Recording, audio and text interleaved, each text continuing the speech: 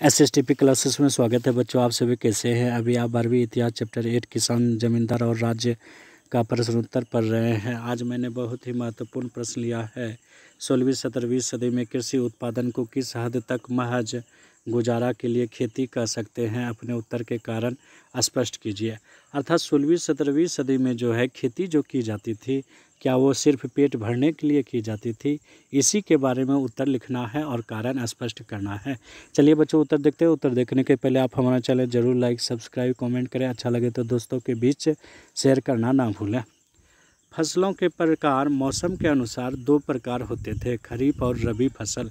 आइन के अनुसार फसल की किस्में 39 थी सिर्फ मुगल प्रांत आगरा में और 43 थी दिल्ली प्रांत में। चावल की 50 किस्में होती थी सिर्फ बंगाल में। आप सोच सकते हैं।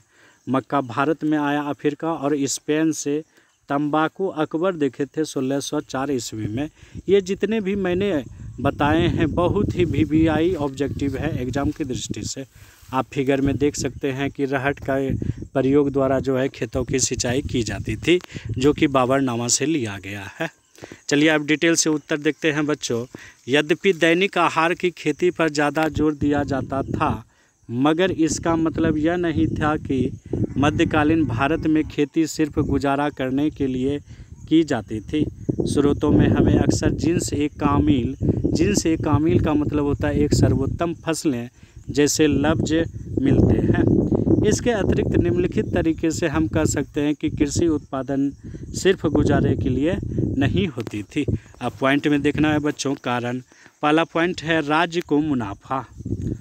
मुगल राज्य भी किसानों को ऐसी फसलों की खेती करने के लिए बढ़ावा देता था क्योंकि इनसे राज्य को ज़्यादा कर मिलता था। इससे राज्य को मुनाफा होता था। कपास और गन्ने जैसी फसलें बेहतरीन फसलें थी। दूसरा पॉइंट है व्यापार के लिए। मध्य भारत और दक्षिणी पठार में फैले हुए ज़मीन के बड़े बड़े टुकड़ों पर कपास उगाई जाती थी, जबकि बंगाल अपनी चीनी के लिए मशहूर था। तिलहन जैसे सरसों और दलहन भी नकदी फसलों में आती थी।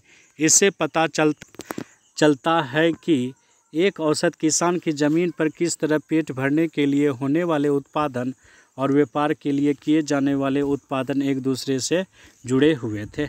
अगला पॉइंट है फसलों के प्रकार। मौसम के दो मुख्य चक्रों के दौरान खेती की जाती थी, एक खरीफ फसल पतझड़ में और दूसरी रबी फसल वसंत में। यानी सूखे इलाकों और बंजर ज़मीन को छोड़ दे तो ज़्यादातर जगहों पर साल में कम से कम 2 फसलें होती थी। अगला पॉइंट है बच्चों फसलों की किस्में। जहां बारिश या सिंचाई के अन्य साधन हर वक्त मौजूद थे, वहां से साल में 3 फसलें भी उगाई जाती थी। इस वजह से पैदावार में भारी विविधता पाई जाती थी।